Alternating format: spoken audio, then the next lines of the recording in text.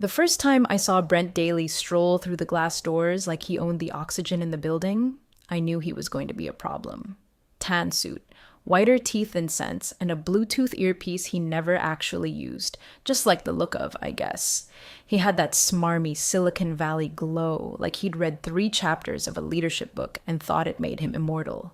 He shook hands like he was trying to sell you something he didn't fully understand. And when he got to Miles, quiet, precise, gray polo tucked just so, he didn't even make eye contact. Just a dismissive, good to have you as he moved on to flatter the marketing team with promises of brand elevation and next-gen presence. Miles didn't flinch. That was kind of his thing. He wasn't the guy you noticed at first. He was the one whose code didn't break, whose servers didn't crash, and whose name showed up only when things went right. He ran systems integrity like a one-man monastery, quiet, disciplined, brutally efficient, and he didn't care about flash. Never did. I once saw him shut down a pitch meeting because someone said blockchain too many times without explaining it. If you're listening to this, take a second to subscribe and like the video. It helps our team keep making stories like this. You wouldn't believe how many folks tune in and forget to hit that button. It means the world. Anyway, before Brent showed up, things ran on what I'd call structured silence. No drama, no posturing. Miles had spent 6 years quietly building infrastructure that actually worked. Not glamorous, not pitch deck pretty, but when the lights blinked, they blinked for a reason, and he had the logs to prove it. I once joked he could run the place in a nuclear bunker with just a binder and a black coffee. He chuckled once. That was about as expressive as he got. Then came Brent. The board called him a growth phase optimizer. Translation: he looked good in investor meetings and talked like a podcast ad for hustle culture. Within 2 weeks of arriving, he'd rolled out a new vision doc with words like synergize and agile-based storytelling. He ordered the entire UI team to redesign our internal dashboards so they'd pop more visually. Never mind that half the charts were purely cosmetic. He wanted them investor-friendly.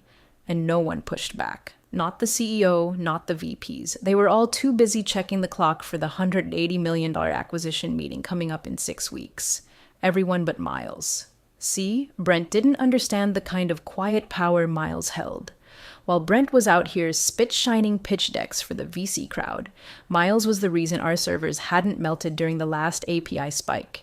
He knew where the pressure points were. He knew the error logs, the bottlenecks, the failover quirks. He wasn't just a guy in IT. He was the backbone, the firewall, the quiet insurance policy the company never saw until it mattered.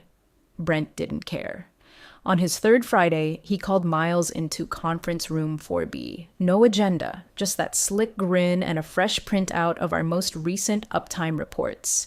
He flipped through them like a toddler pretending to read a newspaper. "These aren't terrible," he said, tapping the chart, "but they don't sell." He looked up. "We've got a narrative to polish. You get it, right?" Miles said nothing. Brent continued. "We're not lying. We're just positioning. Let's make the uptime chart a little prettier. Get us close to 99.999% for the acquisition deck. It's just optics." Miles didn't nod. Didn't shake his head either. He stared at the paper, then at Brent, then calmly picked up the sheet, folded it, and tucked it into his folder. "Appreciate the chat," he said. He walked out. That night, after everyone had gone home, he forwarded Brent's request to his personal secure drive. No subject line. Just the original time-stamped message and the words, "requested revision." Then he backed up every log, every discrepancy, every maintenance window, and hidden downtime into a private archive. The lights in the server room blinked softly behind him as he sealed the folder under his own naming convention. Integrity. Final. And just like that, the countdown began. Brent shut the door like he was about to propose a felony, because in a way, he was. It was Monday morning. Miles had barely sat down at his desk when he got the Slack ping. Drop by 3C and 5? No subject, no context, just Brent's usual smug efficiency. The man had started using corporate shorthand like it was a personality trait. Inside the room, Brent was already standing in front of the whiteboard, doodling arrows between acronyms he probably couldn't spell. "Miles," he said, like they were old college buddies. "You've been with Corvest a long time, right?" Miles didn't bother to sit. Brent clicked a slide on the wall-mounted screen. It showed an uptime graph so smooth it could have been a ski slope. Too smooth. Miles knew the raw data. It didn't look like this. Now, I know what you're going to say, Brent said, raising his hands in mock surrender. But hear me out. We're not falsifying anything. We're just highlighting the right perspective, massaging the message. You get what I mean, right? Miles remained silent. The silence wasn't agreement. It was calculation. Brent pressed on. The buyers want 99.99%. That's the gold standard. We're close, sure. But those 2 outages in Q2, that's a footnote, not a headline. So what if we shift the log windows, reclassify the April restart as a scheduled refresh, maybe round up a bit on the auto failover recovery? It's not dishonest. It's strategic presentation. Just make the uptime chart pretty. He smiled like he was offering a favor, not a veiled demand. Miles finally spoke. And the original logs? Brent shrugged. Archived, encrypted, whatever. It's not like they'll dig through level 3 back-end data during diligence. No one reads logs, Miles. They read decks. What we show is what they believe. There it was. Not a request. A directive wrapped in a smile. Miles didn't push back. He didn't argue. He didn't storm out. That wasn't his style. Instead, he nodded once, calmly, like a man accepting a weather forecast. He picked up the printed version of the uptime sheet Brent had marked up. Actual service interruptions circled in red Sharpie like naughty little secrets, and slid it into his folder. Got it, he said, voice flat. I'll look into it. Then he walked out. Back at his workstation, Miles didn't touch the logs. He didn't reclassify anything. What he did do was open Outlook and forward Brent's original email request to his encrypted personal archive, tagging it with a single word: misconduct. Then he opened a clean document, titled it Variance Report Uptime Logs versus Public-Facing Metrics, and began cataloging every discrepancy: time, date, original log hash, and the new values from Brent's slides. Side by side, annotated, indisputable. By lunch, he had already logged 14 separate instances of data distortion across 3 reporting cycles. One involved a payment gateway crash during a vendor push that lasted 16 minutes. Brent's slide said it was sub-second. Another incident, an overnight AWS load balancer fault, had been relabeled as maintenance testing. Each of these came with a digital footprint. Logs didn't lie. People did. That afternoon, Brent sent him another Slack. Any updates on the revised chart? Miles stared at the message, hands still. After a moment, he typed, working on it. He wasn't lying. He was working on something. Just not what Brent thought. By Friday, the number 99.999% was everywhere. On slide decks, on hallway posters, even stitched into the damn welcome screen on the new investor portal. Brent had gone full carnival barker, touting it like it was scripture. Industry-leading uptime, he beamed during the last all-hands, gesturing toward a pie chart so green it looked radioactive. We're not just stable, we're bulletproof. Miles sat in the back, arms crossed, watching every face in the room nod like bobbleheads. The CEO clapped. Marketing cheered. It didn't even blink, because they knew better. They just didn't have the energy to fight it anymore. But Miles, he wasn't angry. Not yet. He was cataloging. He'd seen the magic trick, knew where Brent had sliced the data, shaved minutes, merged windows, shifted definitions. It was like watching a butcher sell filet mignon carved from a hot dog. Problem was, investors didn't eat raw logs. They ate pitch decks. And Brent had served them a feast. The first time Miles saw the internal newsletter call the company 99.99% reliable, he didn't reply. He opened his private archive and started what would become the most damning document in Corvest's history, a log titled Delta Stack Claimed versus Actual. Each entry was a simple structure: date of reported incident, true duration from system timestamp, claimed status, per marketing or Brent's slide, nature of manipulation, backdated, reclassified, omitted, SHA hash of original system entry, exported screenshot of Brent's circulated version. He wasn't just documenting lies, he was preserving digital fossils. Every entry had a digital fingerprint. And every day Brent opened his mouth, the gap between uptime and showtime grew wider. By the third week, Brent had convinced the CFO to start mentioning the 5 nines in pre-acquisition calls. Miles heard a snippet in the hallway. "We've achieved enterprise-grade reliability, comparable to Google." He almost laughed. Google had a 24/7 SRE team the size of their entire company. Miles had one part-time junior and a borrowed intern who thought DNS meant do not shut. Still, no one questioned it. The board was riding high on the incoming acquisition. $180 million wasn't a fantasy anymore. It was a moving train, and Brent had sold everyone on the idea that no one cared how the engine worked. They just wanted to see it arrive on time. But Miles knew. Every time that 99.999% got repeated, it pushed another false narrative into the bloodstream of due diligence. And the buyers? They weren't idiots. Not forever. Eventually, someone would ask to see the raw logs. So Miles made sure they'd be ready. He installed a cold storage archive node, a system backup that didn't mirror Brent's tampered views. It wasn't connected to the dashboard Brent's team had prettied up. It was air-gapped, offline, local. He called it Mirror Zero. Only 2 people had the decryption key, him and eventually the external audit portal. Meanwhile, Brent kept posturing. He added 5 nines to the company's LinkedIn header. He printed new pitch pamphlets with the phrase, "Never down, always on." He even filmed a video in front of the server racks, calling our uptime battle-tested and audit-proof. Miles watched it during lunch. Brent didn't even know which rack held the core switches. He tapped a fiber patch panel like it was a nuclear launch button. Detachment turned to something colder. Not anger, more like inevitability. Miles didn't fight Brent. He didn't push. He just waited.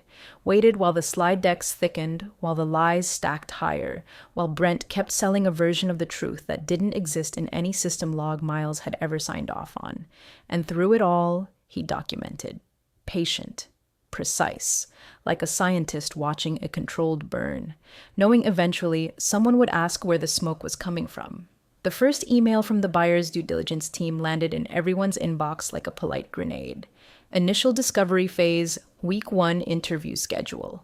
There it was, rows of names, time slots, and agenda topics. Brent forwarded it with a comment that felt like a commandment. "Let's keep this clean and sharp. First impressions matter."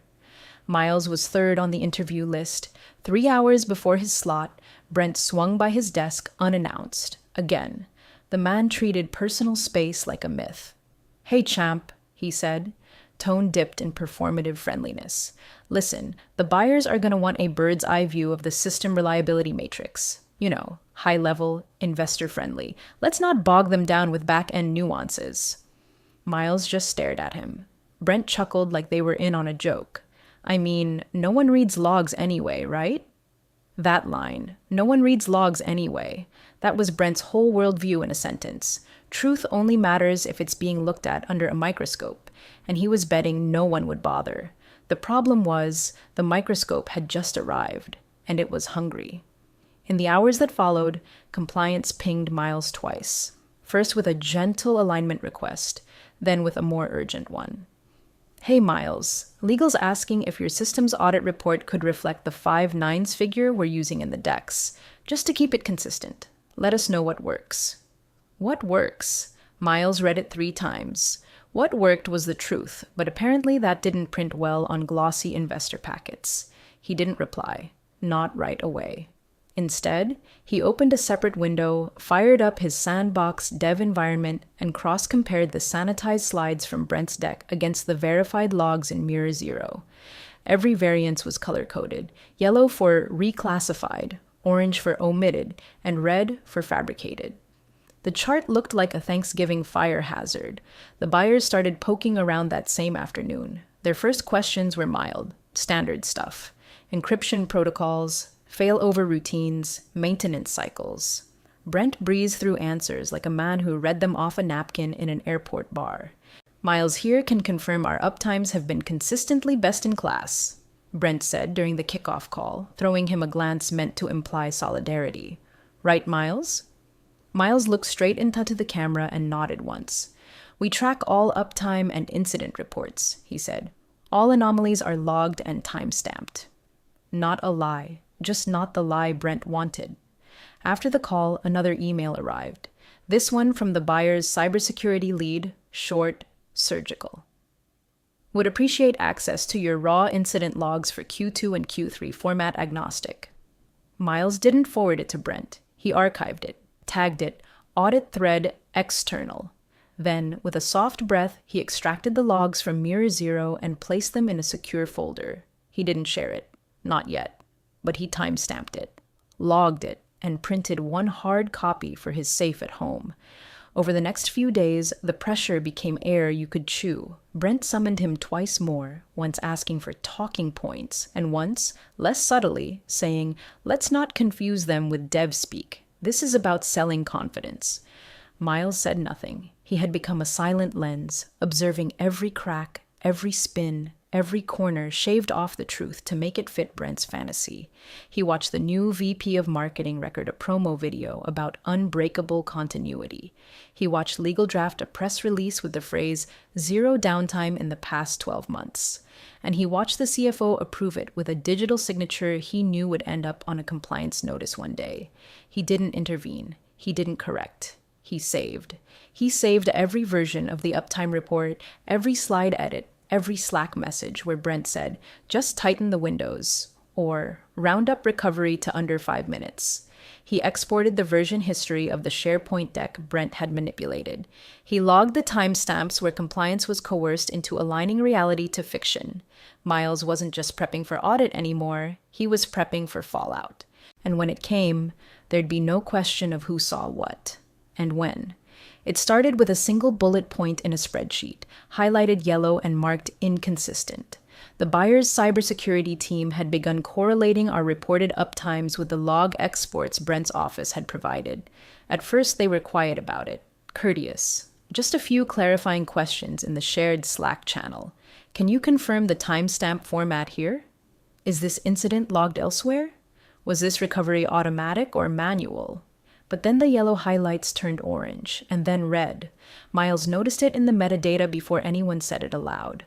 Someone on their end had written a script.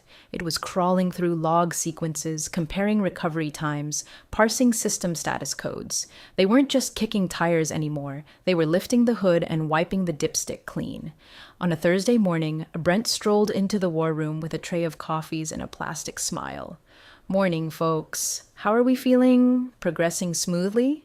A lead analyst, name tag clipped sideways on her lanyard, looked up and said, "We've flagged a few mismatches between the uptime claims and the back-end logs.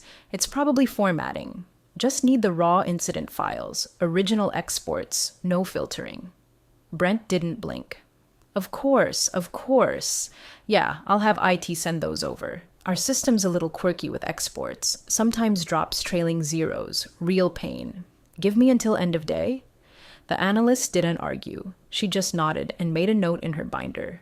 That request was never forwarded to Miles. Instead, Brent fired off an internal message to legal.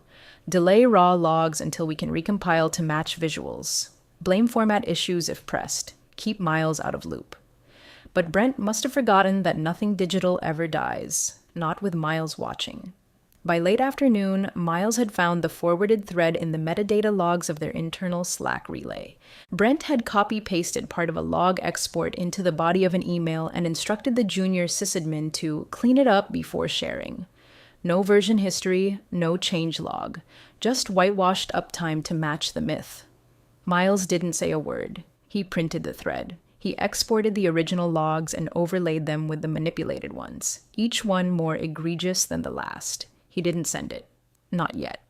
Instead, while Brent was busy hosting a technical transparency briefing in the boardroom with a tray of stale muffins and buzzwords, one of the buyer's analysts quietly knocked on Miles's door.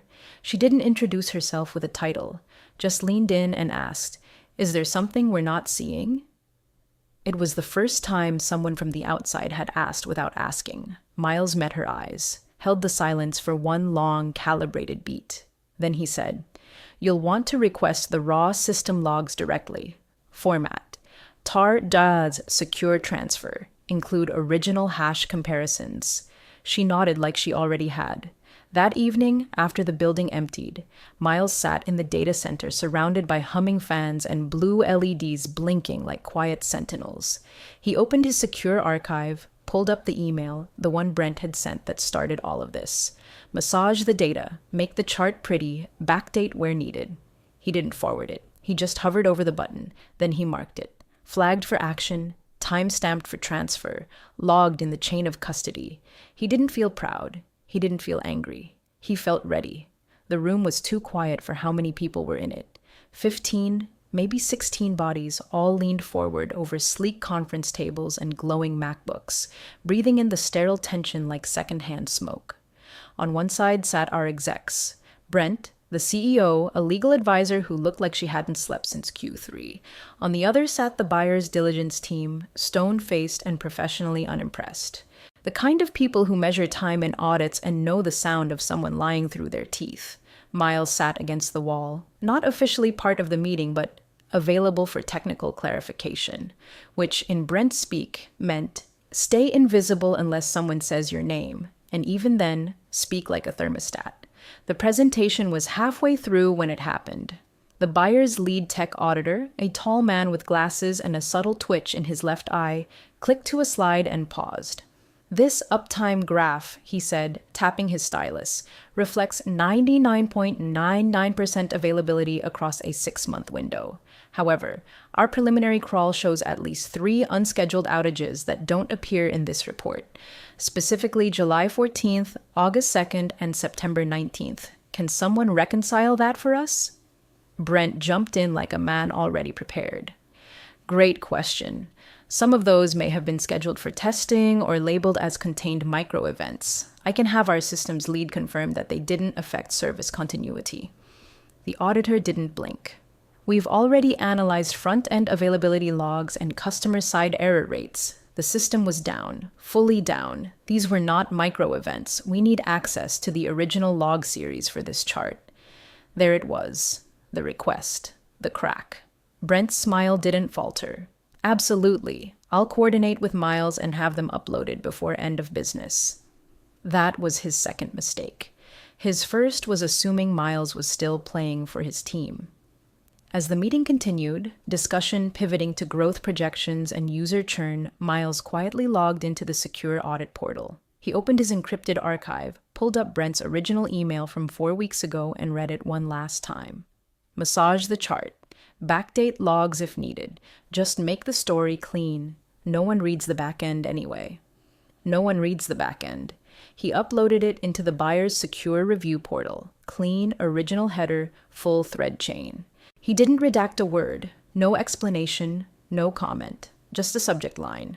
Requested clarification, source directive attached. The moment it hit the portal, it triggered a flag. Red. Escalation level 3. Miles watched as the email was opened within 90 seconds. He could see the metadata trail, the buyer's tech team pulling the message, verifying the timestamp, comparing IP headers. The chain of custody was clean, untouched, untampered. He didn't speak. He didn't need to. The meeting wrapped 15 minutes later. Brent shook hands like a man who still believed he was the smartest person in the room. The buyer's team was polite, professional, distant. Their lead counsel asked for a short break before the final financial disclosures. As the execs filed out, Miles stood, unplugged his laptop, and walked past Brent. "You'll have those logs by 5?" Brent asked, eyes on his phone. Miles looked at him, just looked, then kept walking. Downstairs in the server room, the hum of machines felt different now. Less like burden, more like momentum. The air had changed. The tide was turning, and it wasn't in Brent's favor. Brent breezed into the conference room like he'd just won something. Late, of course. 10 minutes after the top of the hour, holding a green juice he wasn't drinking and cracking a joke to the CEO about traffic being hostile to winners. His suit was sharper than usual, new maybe. You could smell the cologne before he even hit the glass door. Behind him, the CEO, visibly tense, and their legal counsel, flipping through a manila folder so fast the papers were bending. Someone on our side had clearly gotten wind that today wasn't going to be another show and tell with inflated growth metrics and buzzword soup. The buyer's team team was already seated. No laptops, just legal pads and cold eyes. Their cyber lead was standing by the projector, waiting in eerie stillness like a man about to push the plunger on demolition charges. "Thanks for joining," the buyer's counsel said without warmth.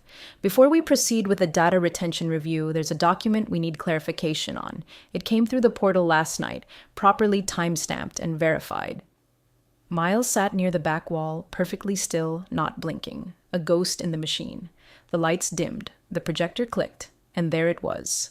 Subject: RE Uptime Chart Revisions. From Brent Daly. To Miles Tran. Date: 4 weeks prior. Content: massage the data, backdate logs where needed. Just make the story clean. No one reads the back end anyway. No preamble, no disclaimer, no room to twist it. The room froze. Brent's smirk twitched once, then vanished completely. The CEO leaned forward, squinting like maybe he'd misread something. Legal shuffled awkwardly, then reached for her tablet with a speed that betrayed panic. Brent opened his mouth. That's taken out of context. What I meant was..." The cyber lead cut him off without looking up. "This email was cross-referenced with system version histories, internal Slack messages, and manipulated report metadata. It matches the hash of the export you submitted for Diligence." The silence was louder than anything anyone could have said. Brent looked at the CEO, hoping for a lifeline. He didn't get one. The CEO was staring straight ahead, jaw tight. One of the buyer's attorneys began writing something on a yellow legal pad. Fast, aggressive, no pauses. "Look," Brent tried again. "We were optimizing presentation. This isn't fraud, it's just positioning." He turned, suddenly, to Miles. Tell them we were just tightening the narrative." Miles didn't move. He didn't speak. His face was a closed door. The buyer's counsel flipped her notepad, looked directly at Brent, and asked, "Who authorized this messaging?" Brent's throat worked, but nothing came out. The CEO finally exhaled, just one long breath, and said, "We need a recess." The buyers agreed without a word.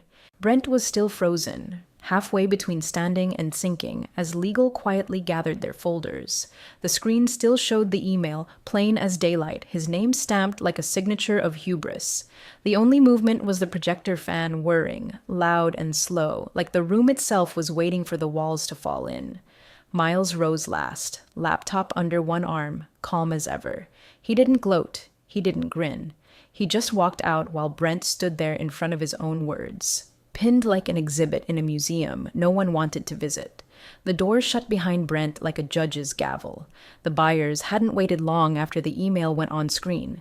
They'd let the silence sit just long enough to scald. Then their lead counsel, a woman who had said maybe 10 words the entire process, looked up, set down her pen, and asked the one question that cracked the room wide open. "Is this your definition of operational integrity?" Her voice didn't rise. It didn't accuse. It landed like a scalpel, quiet, sharp, final. Brent opened his mouth and nothing came out. His lips moved like he was scanning a Rolodex for a synonym for whoops. But the Rolodex was empty. There was no playbook for this. The CEO turned to him slowly, face pale, blinking like he wasn't entirely sure if this was still a meeting or the beginning of a legal deposition. His hand clenched around his pen until it snapped, an audible crack that no one acknowledged. "I think we need counsel in the room," the CEO finally muttered. "External," the buyer's lead added. Their own legal advisor, who had been whispering furiously with another partner, sat up straighter. "We're calling for an immediate adjournment. Legal review is no longer internal only at this point." The temperature in the room dropped a full 10 degrees. The board chair, previously quiet behind his laptop, stood. "We need a closed session," he said calmly. "Executives only. Brent, we'll follow up." Brent blinked. "You mean without me?" No one answered. He looked at Miles again, like maybe this was the moment where the quiet man would speak up and bail him out. But Miles wasn't looking at him. He was speaking quietly with one of the buyer's cybersecurity officers, pointing to a flash drive and confirming a secure handoff of raw logs. Authenticated, unaltered, complete chain of custody. It was the moment the whole structure shifted. You could feel it. The gravity moved from the loudest voice in the room to the one that had barely spoken. Brent had been selling sizzle without steak, and the room finally realized there wasn't even a pan. The board filed out slowly, like men walking into a storm they hadn't seen coming. One VP closed her laptop with shaking hands. The CFO quietly canceled his dinner reservation on his phone. Brent stood alone. No one asked him to leave. They just didn't include him in the next meeting. He lingered by the door like someone waiting to be told it was all just a misunderstanding. It wasn't. Outside the glass walls, Miles walked calmly down the hallway with the cyber team, heading toward the secure review suite. He didn't say much. He didn't need to. One of the buyer's team nodded at him with the kind of respect you reserve for the person who saw the fire coming while everyone else lit candles. Inside the boardroom, Brent's chair was empty. It would stay that way. And in the company Slack, a new message went up from legal. All data requests moving forward must pass through systems integrity, direct questions to Msir Tran. The balance had shifted. No fanfare, no speech, just the quiet replacement of noise with truth. The deal didn't die. It didn't explode in some public-facing scandal or headline-grabbing collapse. It just paused. The word came down 2 days after the board's emergency session. Transaction under internal review. That was corporate code for someone lit a match and now we're checking which room smells like smoke. Brent didn't return to the office. Officially, he was on administrative leave pending evaluation. Unofficially, his badge stopped working, his calendar vanished, and the only thing left at his desk was a sad-looking ergonomic chair and a whiteboard scrawled with half-erased buzzwords. Synergy, visibility, brand fidelity. Someone eventually wiped it clean. Legal launched an ethics probe, and compliance followed suit. The buyers sent a supplementary due diligence questionnaire, 22 pages, mostly about data reporting protocols and executive email trails. Everyone's tone shifted. Even the CEO, once overly confident, now spoke in clipped, careful phrases. And Miles didn't gloat, didn't take victory laps. He did what he'd always done. Showed up early, kept the systems running, answered every question with the kind of precision that didn't invite follow-up. He became the one person no one wanted to contradict. 3 days later, while reviewing restore point logs in the quiet of his office, Miles received an encrypted message from a name he recognized, the lead cyber analyst from the buyer's team. The subject line was simple: proposal. Inside was a brief, surgically worded offer. We'd like to retain you in a permanent advisory role under our Cyber Resilience Division. Compensation will be double your current salary, with remote-first flexibility. No public announcement needed. Let us know when you're ready to start. Miles read it twice, then minimized the window. Not because he wasn't interested, but because he already knew the answer. He just wasn't in a hurry to say it out loud. That afternoon, he walked a quiet loop around the building, habit, not ceremony. The halls were unusually still. People had started whispering again, like they did after layoffs or SEC audits. Fear doesn't make noise, it tiptoes. When he passed the executive wing, Brent's old office was open. Empty now, the walls bare except for the faint shadow where a whiteboard used to hang. The desk was cleared, the glass shelves wiped down. Miles reached into his bag and pulled out a small flash drive. No label, just a bright yellow sticky note pressed to the front. In block letters, it read, "Integrity isn't cosmetic." He set it gently on the desk. No one saw him. No one needed to. He turned, walked down the hallway, and didn't look back. Outside, the sky was overcast but calm. Somewhere inside, servers hummed. Logs ticked forward. Everything continued. But now, the data told the truth. And for the first time in months, that was enough.